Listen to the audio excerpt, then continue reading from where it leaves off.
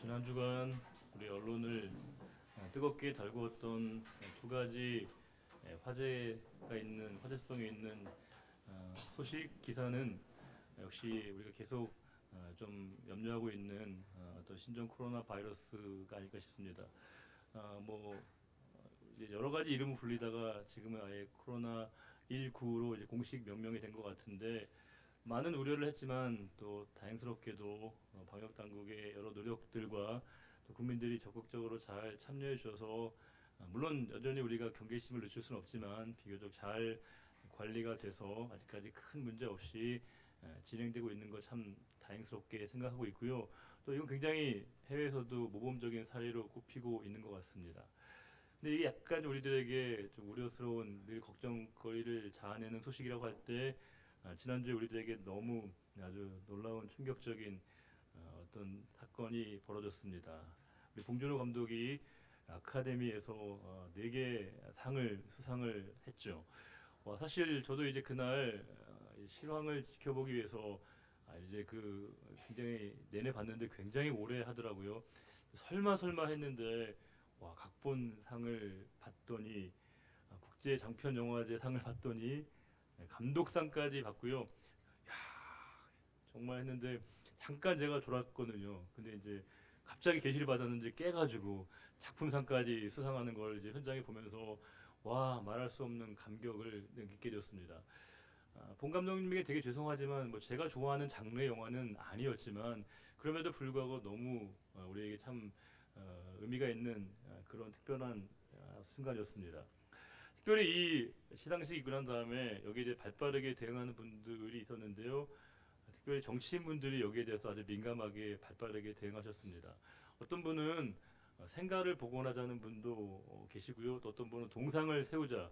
또 어떤 분은 내가 거기 근처에 있는 학교에 다녔다, 그렇게 얘기를 하시는 분도 계셨습니다. 거기 나오는 특별한 어떤 노래를 선거송에 활용하는 분들을 보면서 여러 가지 학연, 지연, 혈연까지도 다 이제 적극적으로 활용하시는 모습을 봤습니다. 사실 뭐 그럴 수 있죠. 다 자기가 본인들이 보고 있는 바에 따라 이렇게 해석할 수 있는데, 제가 가장 놀라운 아연 실색했던 내용은 좀 전에 잠깐 떴던 바로 북한 매체에서의 반응이었습니다. 이 영화에 대해서 이제 북한 매체가 이렇게 평가를 하고 있던데요. 이 영화가 남조선 이 자본주의의 반인민성과 경제 위기로 양극화가 심화되고 있다는 그런 기사를 봤습니다. 물론 여기에 대해서 우리가 인류의 보편적인 문제에 대한 접근이라고 하는 그런 인식이 있긴 하지만, 그 매체 그 평가를 보면서 정말 자기가 보고 싶은 대로 세상을 보는구나, 그렇게 생각을 했습니다. 우리가 어떤 사물과 세상을 바라볼 때 우리의 이 관점과 관점에 따른 그 대상에 대한 이해라고 하는 것이 얼마나 깊은 연관관계를 맺고 있는지 우리는 너무나 잘 알고 있습니다. 근데 우리가 이 관점의 상이함에 따라서 인식도 확연히 달라지는 이 경험은 너무 많습니다. 예컨대 우리가 어릴 때 다녔던 골목길, 또 학교, 교실, 운동장을 우리가 이제 훌쩍 크고 난 다음에 가보면요, 되게 놀랐습니다. 충격적입니다. 왜냐하면 그렇게 광활해 보이던 운동장이 에게게 이게 너무 작게 느껴지게 된다는 겁니다. 저는 집사람이랑 가끔 예전에 살았던 곳, 지내왔던 길들이나 어떤 장소들을 일부러 이렇게 찾아갈 때가 있거든요. 저랑 집사람은 성지순례라고 스스로 부르면서 이제 재밌게 다녀오곤 하는데, 거기 가서도 이제 보면 정말 우리가 이랬나, 이곳이 여기가 맞나 싶은 생각이 들 때가 있습니다. 물론 예전에 이제 작을 때 그때 이제 눈높이에서 바라봤던 그 관점에 따른 세상에 대한 인식과 이해, 훌쩍 커버린 제가 바라보고 있는 세상에 대한 인식은 정말 확연히 달라지는 걸 볼 수 있습니다. 대상이나 세상이 세계가 달라진 게 아니라 그 세상을 바라보는 저의 관점이 달라졌을 때 세상을 바라보는 인식이 얼마나 차이가 나는가를 확연하게 알 수 있었습니다. 대학교 1학년 때 신길동에 있는 곳에서 제가 이제 과외 아르바이트를 한 적이 있는데요. 이제 그 시간이 항상 화요일 하루 했었는데, 이제 시간이 좀 남아서 항상 이제 그때까지 저녁거리를 해결해야 됐기 때문에 매번 가는 중식당이 있었습니다. 가면 늘 짜장면을 항상 시켜 먹었거든요. 저한테 이제 한 주에 한 번씩 짜장면 거기서 먹는 게 굉장히 중요한 낙이었습니다. 세상에서 제일 맛있는 중식당 여기구나 생각했습니다. 한참 뒤에 제가 이제 거기를 일부러 다시 찾아가서 그 맛을 보려고 먹었더니 그 맛이 아니었습니다. 그 맛이 아니었습니다. 분명히 가게는 그대로이고 주방장님도 그대로이고 사장님도 그대로인 것 같은데 그 입맛이 제가 느끼던 그 입맛이 아니었다는 겁니다. 물론 당연히 그렇죠. 제가 여러 경험들과 다양한 상황들을 접하면서 상황은 대상은 달라지지 않았지만 대상을 바라보는 저의 관점이 이렇게 달라지게 됐을 때 인식이 이렇게 차이가 나는 것을 보게 되었습니다. 우리가 보통 우리가 세상과 대상을 바라볼 때 우리는 되게 좀 편리하게 유리하게 바라보려고 하는 경향이 분명히 있습니다. 그래서 보니까 우리가 과거에 우리가 고통스러운 추억마저도 다소 우리가 이 고통의 순간들은 최대한 지우게 되고요. 이제 시간이 지나면 과거의 추억은 미화되어지는 경향이 다분히 있습니다. 예컨대 우리가 출산의 고통이 얼마나 큽니까? 우리가 군대 경험들, 수술을 받고 육체적인 고통에 있어서 병원에 있게 되면 그땐 너무나 죽을 것 같았는데 힘들었는데 시간이 지나고 나면 그것이 꼭 고통의 순간으로만 기억되지 않습니다. 비교적 우리에게 때론 좋은 추억으로 기억될 때가 많습니다. 보통 우리가 과거 얘기를 많이 하는 분들이 있습니다. 옛날 이랬다고 예전에 이랬다는 분들이 있는데 막상 그 경험을 똑같이 그대로 지금 한다면 아마 반응이 그전처럼 똑같지 않을 겁니다. 대개 우리는 과거에 대해서 이전에 있었던 일들에 대해서 우리가 좀 편리하게 유리한 부분을 주로 우리가 기억하기 때문에 때로 우리가 그것을 선택하고 취사해서 비교적 우리가 용이한 부분만을 기억하는 경향이 있다는 겁니다. 제가 그래서 성도님들과 대화할 때도 조금 조심스러워졌습니다. 왜냐하면 저는 얘기를 좀 편하게 할 수 있는데 들으신 분은 굉장히 목사의 모든 말이 다 복음은 아닙니다, 여러분. 모든 얘기가 제가 편하게 얘기할 수 있잖아요. 근데 이제 목사님이 그랬다고 그렇게 하실 거라고 저는 편하게 얘기했는데 이제 그 얘기가 조금 더 이제 과장되거나 좀 크게 전달되어져서 제 진위가 조금 오해되는 부분이 가끔씩 생기다 보니까 말을 한마디 하더라도 훨씬 더 좀 더 신중하게 해야겠다라고 하는 생각을 좀 많이 해보게 되었습니다. 그만큼 분명히 우리가 어떻게 상황에 대한 인식이 얼마나 차이가 나는가를 알 수 있는데 오늘 본문은 우리들에게 굉장히 중요한 상황을 통해서 이 여호와의 날에 대한 사람들의 심각한 오해에 대해서 경종을 울리는 말씀을 주고 있습니다. 오늘 본문 아까 읽었던 말씀 18절에 화 있을진저라고 하는 단어로 시작됩니다. 제가 아까 읽을 때 약간 잘못 읽으려고 했는데 왜냐면 이 화 있을진저란 말이 히브리어로 호이거든요. 호이. 근데 이 호이라고 하는 이 히브리어로서의 화 있을진저라는 말은 구약의 다른 곳에서는 쓰이지 않습니다. 유일하게 선지자들에게만 선지서에서만 쓰이는 단어입니다. 이 화 있을진저라는 이 단어를 우리가 떠올리게 되면 묘하게 한 분이 오버랩이 됩니다. 누구시죠? 예수님이시죠. 예수님이 위선적이고 독선적이고 외식하는 바리새인들과 서기관들에게 신랄하게 비판하시면서 뭐라고 하십니까? 화 있을진저라고 하는 말씀을 주신다는 겁니다.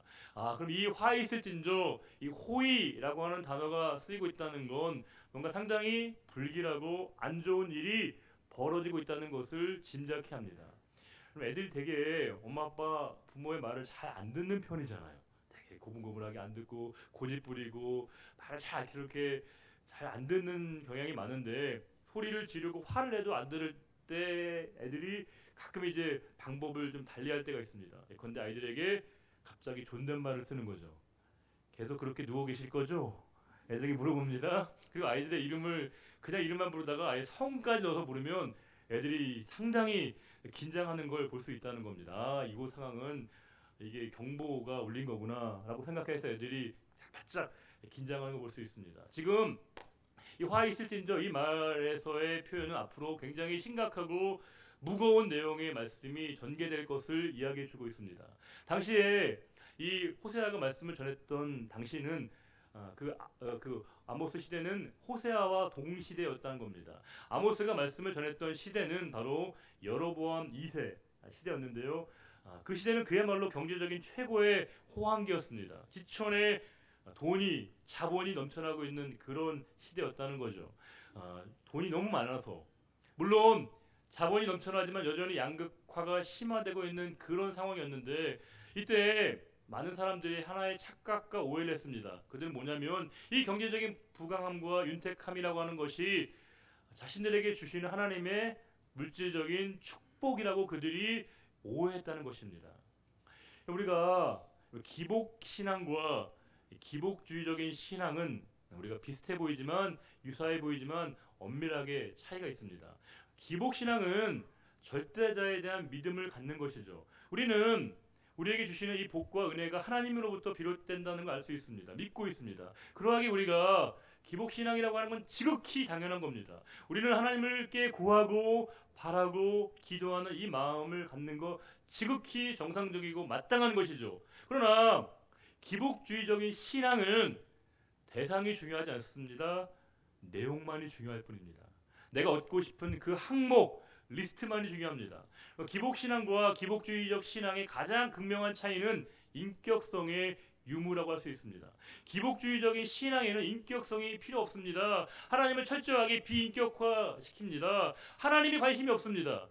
심지어는 하나님이 아니셔도 무방합니다. 원하는 건 줄 수 있는 대상에게 내가 구하는 마음, 이 신앙을 갖는 게 기복주의적인 신앙이었는데 아쉽게도 지금 그들은 하나님과 인격적인 친밀함 가운데 있지 않은 상태에서도 하나님이 그들에게 주시는 이 상황을 그들은 물질적인 축복이라고 하나님이 자신들에게 넘치는 축복을 주신 것이라고 그들이 생각하고 있었다는 겁니다. 그런 그들의 인식 가운데 이 여호와의 날에 대한 그들의 심각한 오해가 있었습니다.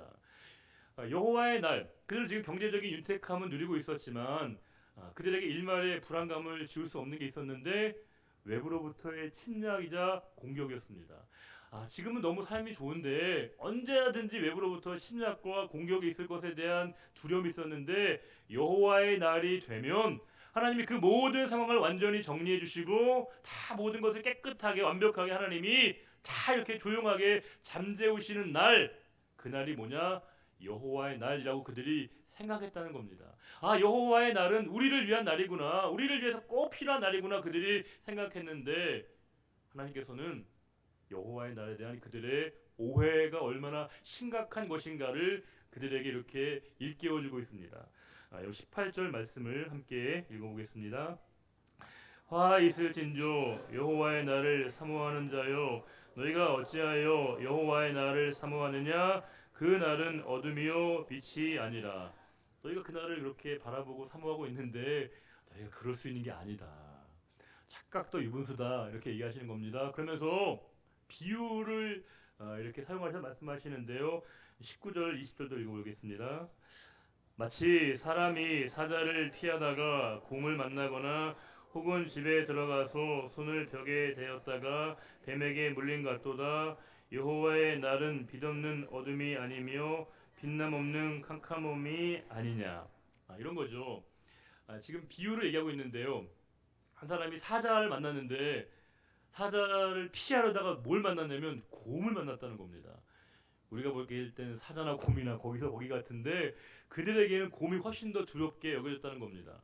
겨우 이제 사자를 피한 줄 알았는데 곰을 만나게 되어지는 더 설상가상의 상황을 만났다는 겁니다. 게다가 집이라고 하는 건 그들이 가장 안식처입니다. 가장 그들의 안전을 보장해 주는 것이고 겨우 도망쳐서 집에 딱 벽에 손을 냈다는 건 나 이제 안전하다라고 생각했는데 뭐예요? 뱀이 나타나 자기를 도구로 물었다는 겁니다. 이거 뭘 말하겠습니까? 지금 그들은 자기 자신에 대해서 안주하면서 아니란 생각을 가지고 있었는데 그들의 이 인식이 얼마나 잘못된 것인가를 일깨워주고 있는 비유의 말씀을 주고 있다는 겁니다. 근데 문제는 도대체 하나님께서 그들에게 그렇게 질타하시고 있는 그들의 잘못의 본질이 뭐냐라고 하는 겁니다. 21절과 22절도 한번 읽어보겠습니다. 내가 너희 절기들을 미워하여 멸시하며 너희 성회들을 기뻐하지 아니하나니 너희가 내게 번제나 소제를 드릴지라도 내가 받지 아니할 것이요 너희의 살진 희생의 화목제도 내가 돌아보지 아니하리라. 그들은 지금 나름대로 정성을 다해서 성회를 지키고 있고 절기를 지키고 있고 제사를 드리고 있는데 하나님 뭐라고 하십니까? 다 안 받으시겠다는 겁니다. 심지어 그것을 미워하시고 멸시하시기까지 하신다고 말씀하고 있습니다. 와, 큰일 난 거죠. 근데 우리가 도대체 그들이 뭘 잘못했는가, 그들의 문제가 뭔가를 우리가 알아보려면요, 역으로 우리가 추산해 볼 필요가 있습니다. 그들은 절기를 지키고 있고 제사와 예배를 드렸고 그들이 성회를 모였습니다. 그런데 그들이 성심과 성의를 다해서 지키고 있었다라고 생각했던 그들의 인식이 근본적으로 잘못이었다는 겁니다. 우리가 지킨다는 말은 뭘 의미할까요? 지키다. 잊어버리지 않았다. 놓치지 않았다. 까먹지 않았다. 이게 진짜 지키는 것은 아니라는 겁니다. 우리가 주일 성수 얼마나 중요합니까? 신앙인에게 주일 성수는 절대적인 거잖아요. 그런데 우리가 주일을 성수한다는 게 오늘 내가 주일인 거 잊어버리지 않았다고, 까먹지 않았다고, 빼먹지 않았다라고 생각하는 정도의 상황이 아니라는 겁니다. 그들은 지금 나름대로 철저하게 그들이 정성을 다해서 그 날들을 지켰다고 생각했는데 그들이 지킴에 대한 인식이 하나님과 근본적인 차이가 있었습니다. 그들은 이 절기를 지키고 예배를 지키고 성회를 지킴으로 말미암아 나머지 날에 대해서 하나님이 안녕과 복을 책임져 주실 것을 기대하는, 지켜 주실 것을 바라는 상호 교환의 의식을 가지고 있었다는 겁니다. 어찌 보면 그들에게 예배와 절기라고 하는 것은 하나님과 함께 양의 각서를 쓰는 날입니다. 하나님, 내가 이 날을 지켜 드릴 테니 나머지 날에 내 행복과 나의 복을 좀 지켜주십시오라고 하는 인식을 갖고 있는 겁니다. 철저하게 거래와 교환의 의식을 가지고 하나님 앞에 그들이 성회로 절기로 예배로 드렸다라고 하는 겁니다. 중세교회의 타락의 극심함을 보여주고 있는 가장 상징적인 것 중에 하나가 뭐냐면 면죄부입니다. 면죄부. 이 면죄부가 사실은 정확한 언어로 번역하려면 실은 면죄부가 아니라 면벌부입니다. 왜냐하면 죄 그 자체를 없앨 수는 없습니다. 죄를 지으면 거기에 상응하는 처벌과 응징과 심판을 받게 되는데 이 면죄부를 사면 구입하면 하나님의 진노와 심판과 처벌을 안 받는다라고 하는 이 메커니즘을 가지고 있었습니다. 그러니까 사실은 이 면죄부의 본질은 바로 인간이 그것을 내가 대신 사줌으로 말미암아 내게 미쳐지고 있는 모든 불행을 막아준다라고 하는 다분히 거래와 교환의 의식을 그들이 가지고 있었다는 겁니다. 그들에게 예배를 드리는 그 날은 하나의 양의 각서를 쓰는 날입니다. 내가 이렇게 해드릴 테니 당신은 이렇게 해달라고 하는 청구서를 내미는 날이었다는 겁니다. 이스라엘 백성들이 남유다가 이렇게 갈라지지 않습니까? 남쪽 유다와 북이스라엘로 갈라지게 되는데 남쪽 유다를 통치하는 왕은 르호보암 왕이었고요. 북이스라엘은 여로보암이 통치했습니다. 근데 이 여로보암이 북이스라엘을 다스리는데 하나의 고민이 생겼습니다. 뭐냐면 이미 나라가 갈라져 있고 내가 이 땅을 통치하고 있는데 사람들이 자꾸만 제사와 예배를 드리러 어디를 자꾸 가는 겁니다. 어디 가겠습니까? 남쪽에 있는 예루살렘에 가는 겁니다. 그래서 이 여로보암이 해서는 안 되는 중요한 세 가지의 잘못된 선택과 결정을 내리게 됩니다. 한 가지는 뭐냐면 사람들에게 민심 이반을 우려해서 사람들이 이제 예루살렘에 못 가도록 단과 베델에다가 하나의 단을 쌓고요. 거기다가 그 금송아지를 만듭니다. 이것이 바로 우리를 여기까지 인도해낸 여호와 하나님이다. 애굽에서 우리를 이끌어낸 하나님이다라고 얘기해서 단과 베델에 금송아지를 두게 됩니다. 이것만 해도 말도 안 되는 건데 또 하나의 조치는 뭐냐? 성소에서 일하려고 하면 특정한 지파만이 가능하죠. 누구죠? 레위 지파만이 가능합니다. 그런데 이 종교적인 일들을 레위 지파가 아닌 사람들에게도 임의로 맡겼습니다. 자의적으로. 더 놀라운 건 7월 15일이 초막절입니다. 이건 변기할 수 없는 거죠. 근데 사람들이 지금 너무 바쁘다고 농사철이라고 힘들다라고 얘기하니까 그래? 그러면 8월 15일로 바꿔줄게 라고 해서 초막절마저도 바꿔주게 됩니다. 이 정도 되면, 이 정도 상황이 되면 과연 이 예배와 절기는 누구를 위해서, 무엇을 위해서 행하는 날입니까? 한국교회 성도님들은 대개 이제 경건하고 보수적인 신앙을 가지고 있습니다. 그럼에도 불구하고 교회마다 가보면 그 교회만의 고유한 색깔과 특징과 문화와 스타일들이 있습니다. 교회만의 어떤 그런 문화와 전통이 이렇게 반영이 된 건데 우리가 그렇게 죽도록 우리가 지켜내려고 하는 그 사수해야 된다라고 생각하는 그 신앙의 양태라고 하는 게 정말 우리가 어떤 의도로 어떤 정말 우리가 뜻으로 우리가 그것이 지켜지고 있는가를 생각해 볼 필요가 있다는 겁니다. 우리가 어떤 우리가 공동체로서의 교회이든지 아니면 우리가 지체로서의 성도는 늘 우리가 두 가지 질문 앞에 서야 합니다. 그것은 뭐냐면 내가 지금 지켜내고 있는 그것이 하나님의 일인가? 라고 하는 것과 또 한 가지는 이것이 하나님을 위한 일인가를 따져봐야 됩니다. 내가 지금 그렇게 절대 양보 못한다고 이거 반드시 해야 된다라고 주장하고 있는 그 신앙의 모습과 양태들이 과연 정말 하나님을 위한 것인가 아니면 하나님을 위한 일인 것인가를 진지하게 우리가 하나님께 물어야 한다라고 하는 것입니다. 우리가 윤리론 가운데 목적론적 윤리와 의무론적 윤리가 있는데 목적론적 윤리는 뭐냐면 결과 중심으로 그것을 판단하는 것이거든요. 이 목적론적 윤리에는 의도와 과정은 중요하지 않습니다. 결과가 중요합니다. 최대 다수의 최대 행복, 공리주의가 대표적인 이 목적론적 윤리인데 결과가 중요한 결과가 좋으면 좋다는 겁니다. 근데 우리가 생각해 보면 정말 우리가 신앙적 입장에서 볼 때 결과만 좋으면 정말 좋은 것인가? 사람들이 다 좋다고 하면 정말 좋은 것인가? 우리가 질문을 해봐야 되는 겁니다. 우리가 묘하게 이 인본주의와 편의주의는 묘하게 일란성 쌍둥이 같을 때가 있습니다. 우리가 사람을 위해서 하는 것들, 사람의 편의를 위해서, 사람의 유익을 위해서 하양하는 모든 일들이 정말 그 편이라고 하는 것이 하나님을 위한 것인가를 우리가 묻고 질문을 해야 됩니다. 지금 이 여로보암은요 사람을 위해서 여러 가지 조치들을 했지만 하나님 그렇게 드려지는 절기, 제사, 예배, 성회 내가 안 받겠다라고 그들에게 단호하게 말씀을 주고 있는 겁니다. 심지어 하나님의 입장은 더 단호하신데요. 23절 우리 찬양대만 한번 읽어볼까요? 23절 말씀 찬양대 오케스트라 한번 읽어보겠습니다. 시작.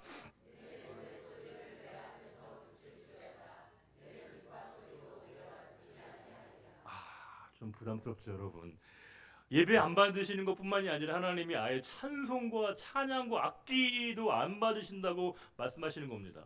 그럼 만약에 하나님이 예배를 받으시지 않으신다면 하나님이 우리의 찬송과 찬양과 우리 악기의 연주를 받으시지 않는다면 우리가 해야 될 이유가 뭐가 있습니까? 하나님이 받으시지 않는 예배라면 하나님이 찬양을 안 받으시겠다라고 단호하게 선을 그으신다면 우리가 그것을 계속하고 계속 우리가 진행하고 유지해야 될 이유가 필요가 뭐가 있냐는 겁니다. 우리가 영적이고 거룩한 일들은 우리의 믿음을 자라게 만듭니다. 우리 신앙을 고양시킵니다. 또 우리가 더 신앙적으로 성숙하게 우리를 이끌어갑니다. 그런데 이 영적이고 거룩한 일들의 본질이 무너지게 되면 오히려 그것이 우리 믿음을 퇴보시키게 만들기도 하고요. 성숙함에부터 점점 우리를 멀어지게 만든다는 겁니다. 성도는 기도해야 되는 겁니다. 기도하는 건 성도의 본분입니다. 그런데 이 기도가 하나님과 가장 친밀함의 영적인 만남과 교제의 시간으로 우리가 이 기도가 돼야 되는데 마치 우리가 늘 요구하고 독백과 방백의 시간으로 하나님과 인격적인 친밀함이 없게 될 때 그 기도의 많은 시간은 도리어 하나님과 나와의 거리를 멀어지게 만들 수 있다는 겁니다.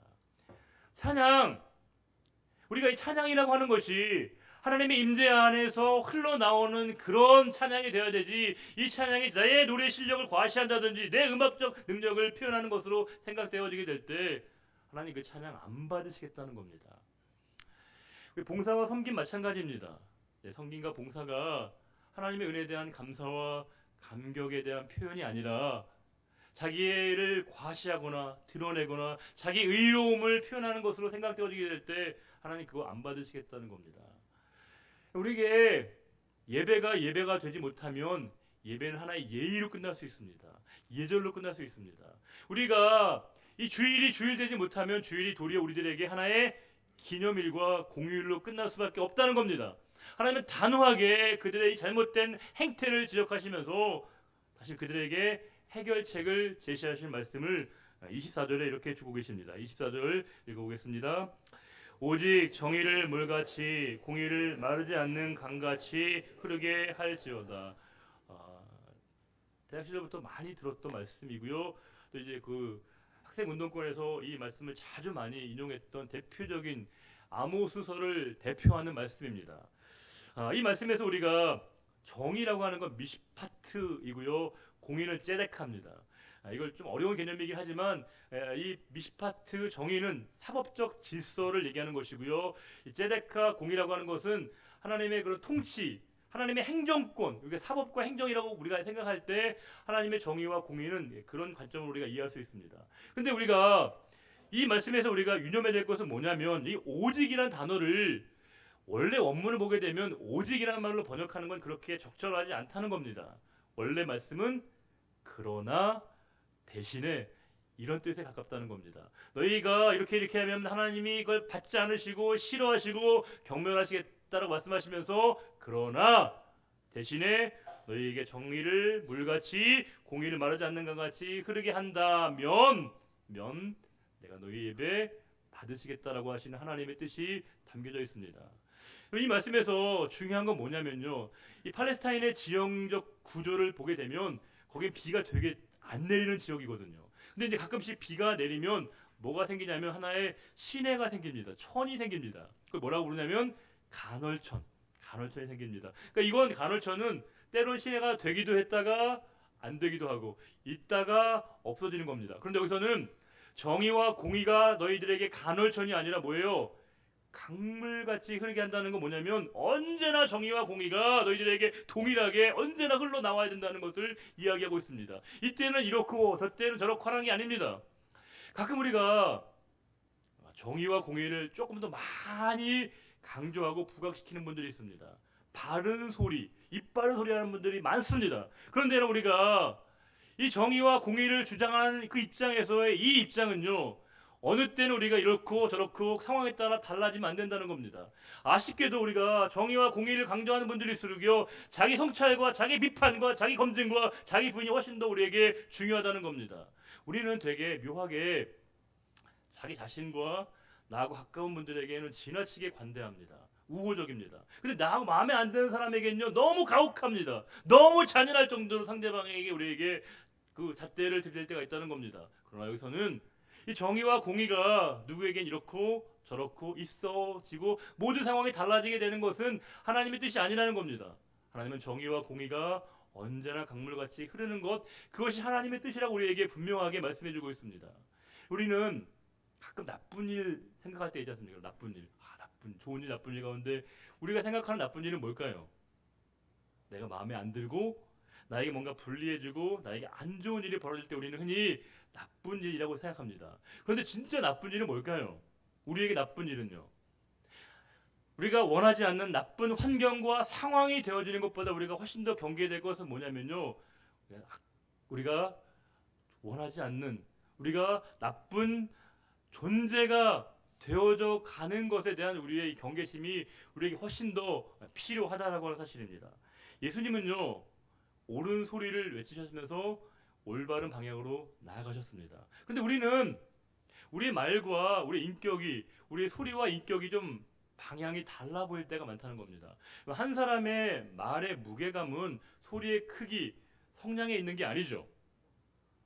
그 말의 내용과 그 말을 하고 있는 사람의 무게감과 인격에 따라서 그 말이 달라지는 겁니다. 여기에서 이 정의와 공의가 강같이 흐르게 하는 말은 타인에 대해서, 타자에 대해서 우리가 외치는 메시지이기 이전에 자기 스스로에게 한번 점검해 보라는 겁니다. 내 안에 정말 정의와 공의가 동일하게 모든 사람들에게 적용되고 있는가를 살펴보라고 하는 말씀으로 우리들에게 이 말씀을 주고 있다는 겁니다.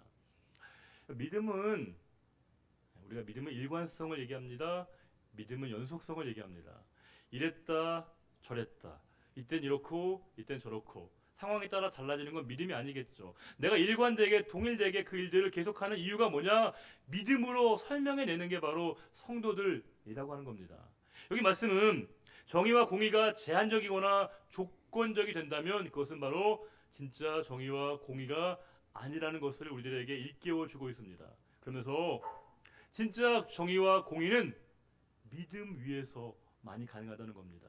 진짜 믿음의 사람만이, 하나님에 대한 신의를 가진 사람만이 진짜 정의와 공의를 고백할 수 있습니다. 만약 저와 여러분이 정의와 공의를 외치고 싶다면 물어야 됩니다.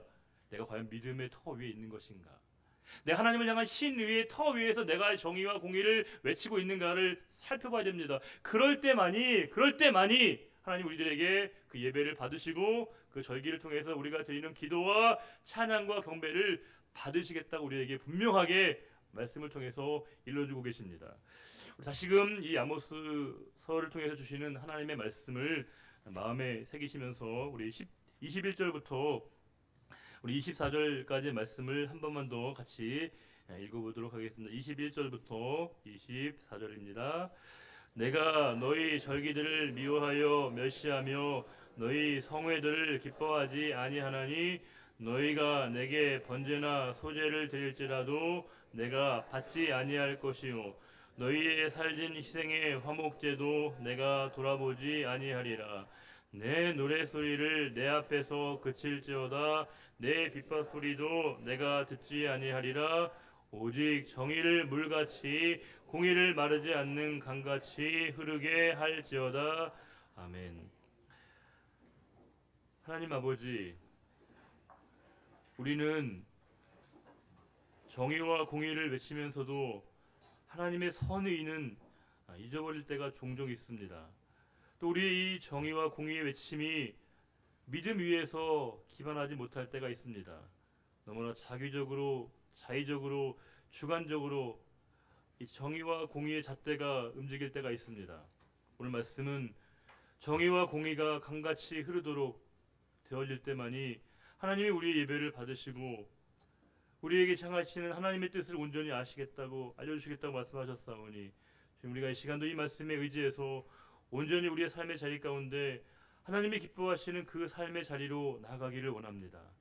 우리의 기쁨과 우리의 유익과 우리의 편의가 아니라 하나님의 일을 위해서 하나님의 영광을 위해서 하나님의 기쁨이 되는 삶을 살기를 원하오니 이 시간도 예배하는 모든 한 분 한 분에게 함께 하시고 오직 우리에게 말씀하시고 깨닫게 하시는 하나님의 음성을 듣게 해주시고 귀로 듣는 말씀이 아니라 마음과 영혼으로 듣게 하시고 삶으로 듣는 말씀이 되게 하시고 무엇보다도 우리에게 십자가의 놀라운 사랑으로 십자가의 놀라운 공의 하나님의 공의인 그 십자가로 살아갈 수 있는 저희들 모두가 되게 하시고 온전히 저희들의 모든 삶에 함께 하시는 주님을 믿고 나아갈 수 있는 우리들 모두가 되기를 바라며 언제나 저희와 함께 하시는 우리 주님 예수 그리스도의 이름으로 기도드리옵나이다. 아멘. 예, 다 같이 일어나셔서 우리 패송하겠습니다.